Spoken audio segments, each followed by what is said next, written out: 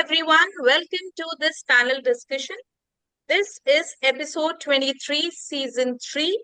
I'm your host, Aarti Bagri Gill. I'm CBSE resource person, SDG 4 AIF Global Ambassador.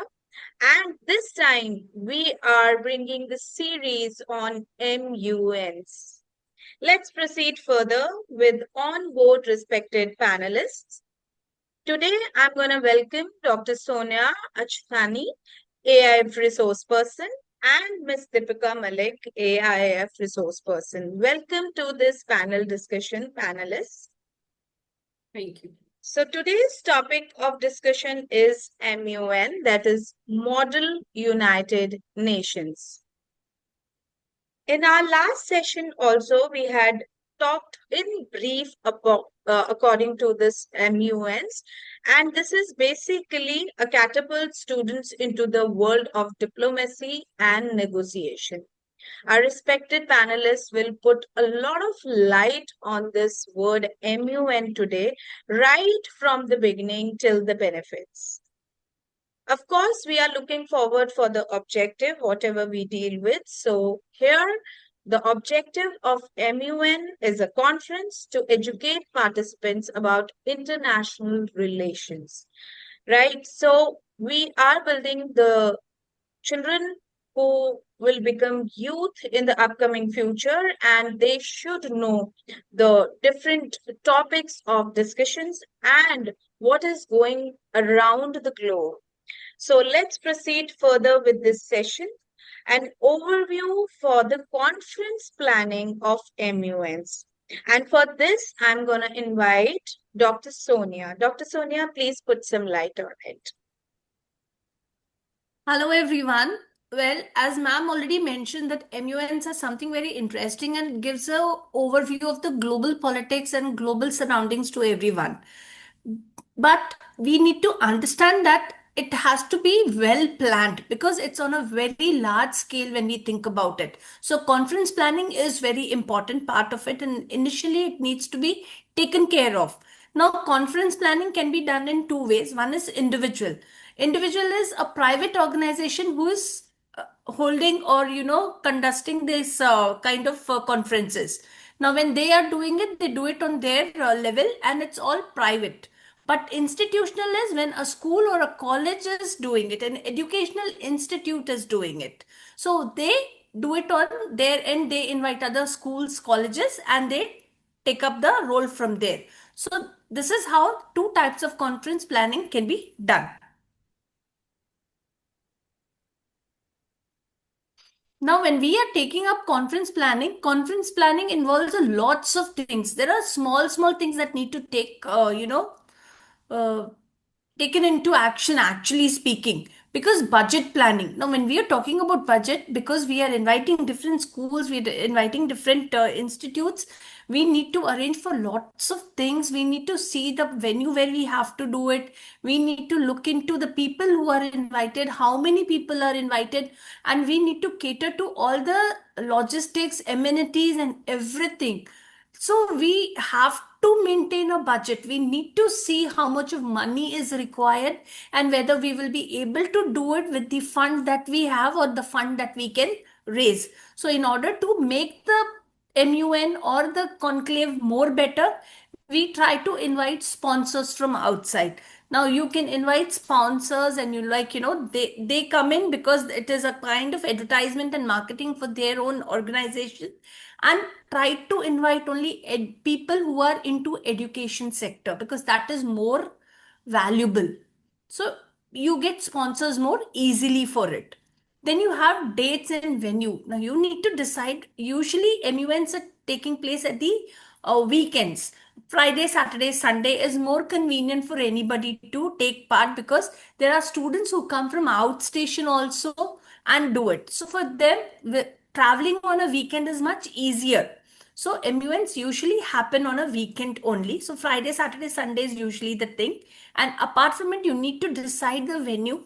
Why venue is needed? Because you need a big conference hall or an auditorium where you will be addressing the entire mass that is participating. You will have guests on that day. That you have an opening ceremony, you have a closing ceremony. So you need to address a big mass. So your venue plays an important role. Apart from that, the venue should have small rooms where the different conferences can take place, because we divide the entire thing into small groups. So those groups should have individual rooms to take part. So that way we need to understand why date and venue is important. Then we come to the lodging and accommodation. Now, lodging and accommodation is important because people who are traveling for 2 nights, they need a place where they can stay. Those candidates need to be picked up from somewhere, dropped back. So all that has to be catered. Their food has to be arranged. Time to time, whatever the basic amenities that are needed for 2 days have to be arranged for them. Then topic and theme has to be decided. As we all know that there are lots of topics. If we talk about sustainability goals also, or if we talk about UN, there are different committees that are there in UN also, so we can pick up topics from there, themes from there, and accordingly line up. See, for example, I've put some topics over here like, global security, sustainable development, human rights. So all these are themes or topics that can be taken. Then you need to make an advisory panel. There is a secretariat team, a secretary general is there, a director general is there. These two lead from front. They host the entire MUN conclave for you. So it is like, they are the topmost post, or the leaders who take you ahead. Then you have an organizing committee. Organizing committee looks into the logistics, like, if there is something falling short in any committee, you need to bring things to them, or if their food arrangements are done properly, there are any logistics that are missing around, so the organizing committee takes care of it. And then there is a conclave head who, like, executes the entire thing, assembles the entire thing, sees that the entire conclave goes without any flaw. It's flawless. Yes. So we need to keep check on all these things time to time. Then we have to decide the number of committees, because we need to see the venue, how many rooms are available to us. Based on that, we can have our committees. Usually, Lok Sabha and IP are two such committees that every MUN will have. IP is like, the press.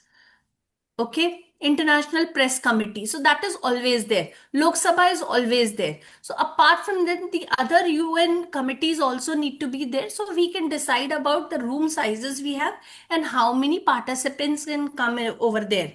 Make separate teams for different finance, social media, marketing, logistics, delegates. Now we need to make separate teams. Why we say separate group of people to head these things? Because it is very easy for them to concentrate on any one thing and it can go flawless.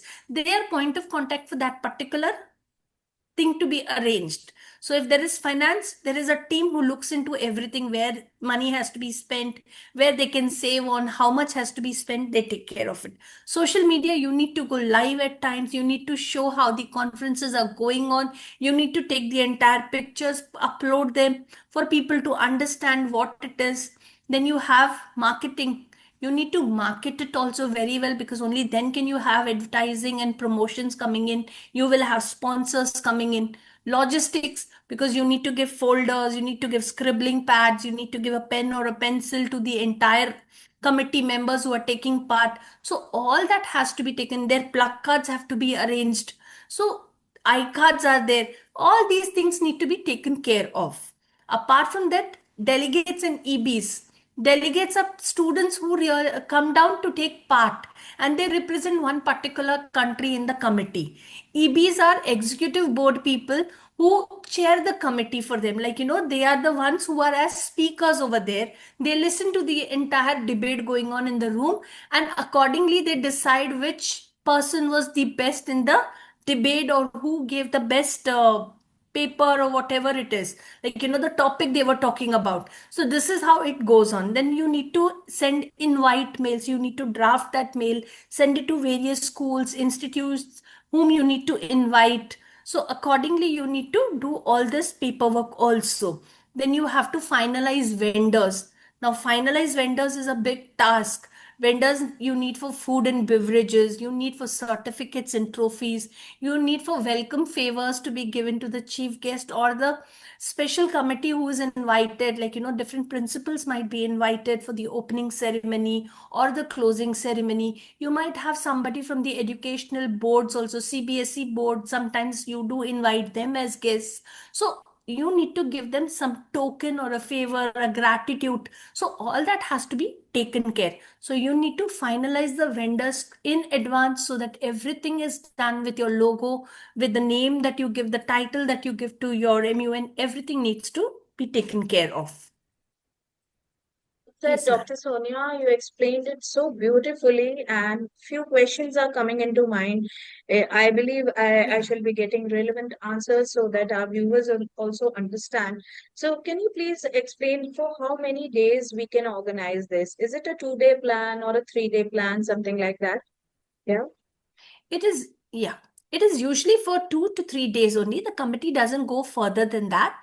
Normally, it's one day, it is an opening ceremony where everybody, all the participants and delegates, everybody is invited and they have a meet and greet, like, a high tea kind of a thing. So they get to know how the committee is going to proceed in the next coming 2 days. And after that, 2 days the committee goes and they have different committee time slots given, like if they are starting the committee at around 8:30 in the morning, so 8:30 to 9:30 they have one session going on. Okay, after that they have a short break, then the second session, so they have group discussions, they have formal and informal debates going on, and then they break for lunch, then they have it after lunch session, then they have tea, and that's how they even have socials at night, so that everybody gets a chance to do networking with each other, and Mhm. that way it goes on. And then next day they have it till lunch or max till your tea time, they have the session again continued, and then they go in for the closing ceremony where everybody is felicitated with certificates and trophies. So, any school and colleges eligible to organize an MBON? What do you think? Any school, any college? Yes, ma'am, they can organize, but only thing is they should have proper knowledge of it, how it has Mhm. to be done, and what are the things that they need to take. And if they don't have it, they can get into collaboration with one of the private organization who are doing it. Like there are many students I know who have got together and they've started with their own MUN organizations. So those organizations can be invited to collaborate with the school and they jointly can organize it. That's lovely. And I believe the last one is approximate budget. What do you think? What shall be the approximate budget to start it on a very lower end, if I can say? So like, it will be helpful Ma'am, for even all if the we start viewers. off, yes, Uh, even if we start off with a very low budget, nothing less than now 1.5 lakhs is something that you really need. Even if a school is doing it in their own school premises, they have a good auditorium. The classrooms can be converted into the committee rounds, but still that is needed because the food has to be arranged, there is tea coffee to be arranged, some certificates, trophies. But yes, let me tell you that delegates also pay fee over here, but at the same time you need to pay the executive board whom you're calling. A small remuneration is paid to the executive boards also. So the students, what they pay is a very nominal fee because students can't pay a very high amount to come down. They have to travel also. So they it's like around 700 to 1500 ke beach mein, it is that registration fee what each student or a delegate pays. Sometimes it goes to 2000 also. And apart from that, the remuneration what you start for executive boards is somewhere around 2500 to 3000 also. So everything has to be taken into account and accordingly done. oh, that's lovely. So I believe all the viewers have got the relevant information right from the beginning, not till end, but yes, of course, how to organize, how to design the whole plan, right? Thank you so much, Dr. Sonia, for putting valuable insights. And now I'm quickly moving towards the benefits. So why we are going to organize, or why we are putting stress on this word MUN. And for this I'm going to invite Ma'am Deepika Malik. Ma'am, please.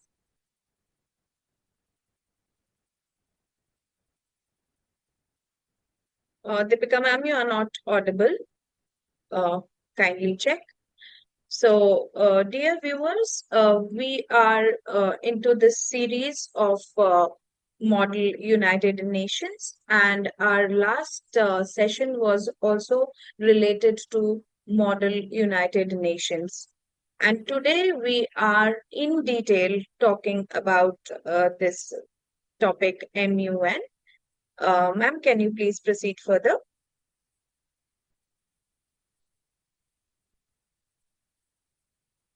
So, uh, basically, if we talk about the benefits of MUNs, it is basically a curricular simulation in which the students role play as representatives. As Dr. Sonia has already told that there will be, the rooms will be assigned and, the discussions will take place. So, every student is in a committee where they will do some role play, they will do representation of various countries, and they do debates as well on global issues. Few of the issues has been shared by Dr. Sonia as well for the possible solutions. So these discussions are basically meant for inculcating knowledge, and from that knowledge, how they will come forward and give solutions to the present generation, and how this generation will understand the problems and will talk about the relations, international relations or topics. Let's proceed further. Why MUN is what you get basically. It fosters in-depth knowledge of international affairs, diplomacy, and critical thinking. So we are already talking about critical thinking too much in our previous sessions. So today in MUN as well, if I talk about knowledge related to any individual and whatever is coming into my mind and my thoughts and my POVs, they are coming from my critical thinking, right? So in this case, we are looking for the benefits of MUNs, if though it is a little costly affair, but still it will give a platform to the individual to think accordingly and to spread the knowledge well seen. It provides ample opportunities for teamwork. Of course, as Dr. Sonia had already discussed, that there will be different committees and they will be, assigned to different rooms for discussions, and also there shall be some teamwork, there shall be some role plays. So whatever all this is going on is actually meant for the leadership development of the students. So nowadays we are in an era we are looking forward for the mentors, for the leaders, and we are looking forward for this youth to understand the need of time. When we talk about SDGs, we are looking forward that we should inculcate more and more into this youth, right? And the moment we inculcate into them, they will spread and they will put forward these things on a strong wall, and this society will gain what we are actually looking forward. So, though it's a little critical journey, it's an ordeal basically, but still. It will take place gradually, but the idea is when we initiate such things. Deepika ma'am, you can please rejoin so that we can proceed further.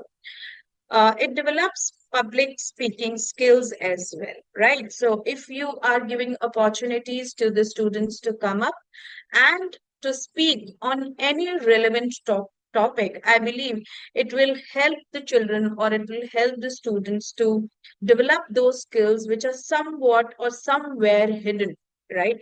At the school level, when they get the opportunity and when they are going outside for any kind of MUN, as ma'am had already told, by registration and all. So this will give them opportunity to individually come up in the front. At the moment they work in a team, they will get the opportunity to act as a leader. So these are the small bits of personalities, I believe, which will be gained with the help of these MUNs.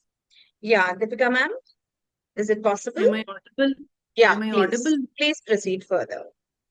The last point which you said was about the leadership development, and also I would further like to take on, and I would say that there's a lot of opportunity for the students to have enhanced their public speaking skills and it also develops their social skills and confidence as well.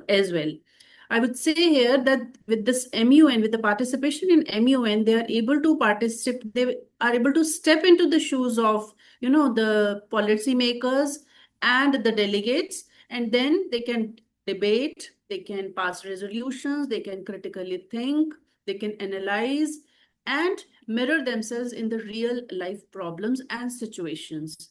All this exposure for the students is very beneficial because they're able to inculcate in them the ability which they require in throughout their lives. So they have to have, they are able to articulate their, thoughts. They can debate, they can critically examine. It gives them a hands-on experience, and it teaches them that what is the importance of the diverse perspectives.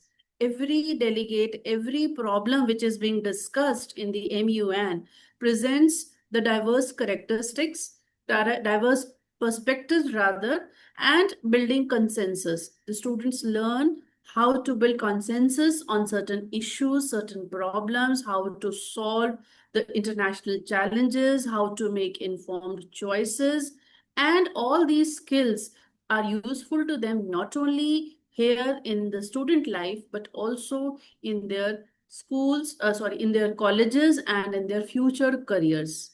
So awareness of social issues helps them into college admissions internationally also, since they have a larger exposure to different kinds of problems and issues.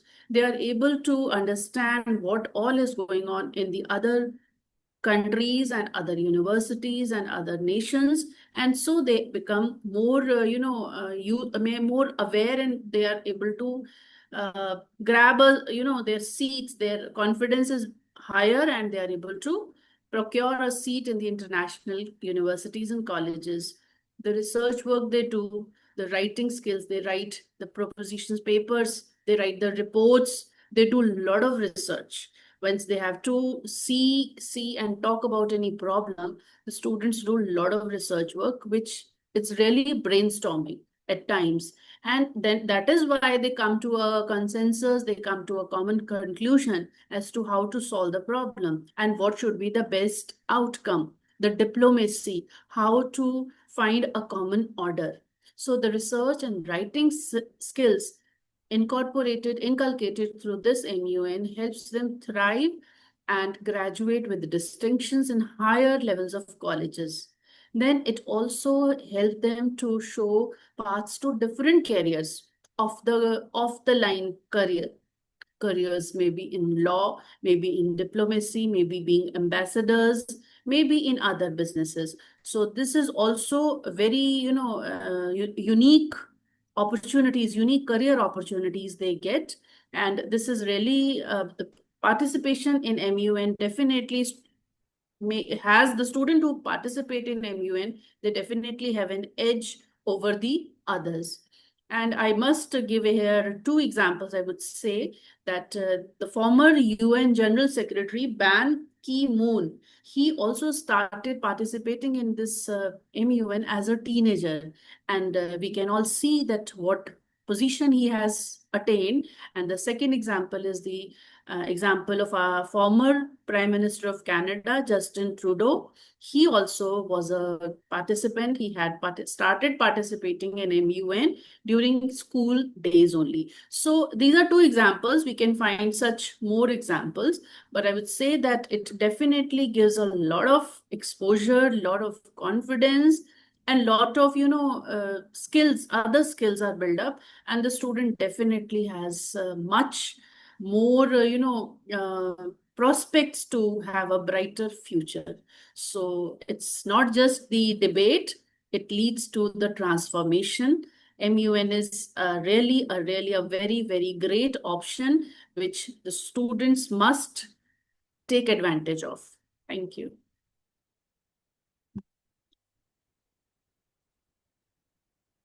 You are on mute, Aarti ma'am. Okay, so it's a transformation basically. So MUN is something which is transforming children into young individuals who will be leaders, who will be having different career pathways in their upcoming future, and maybe they will be opting the careers which are actually not in auditory listening, but yes, can be possible by all these skills. So, of course, we are looking forward that the viewers and the educators who are listening to this session will inculcate this into their institution, or they will help their children to go and register for MUNs in other institutions so that we can energize our youth for the upcoming future.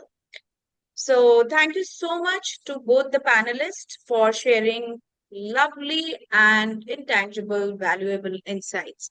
So, you can share your queries at abcteaching875@gmail.com.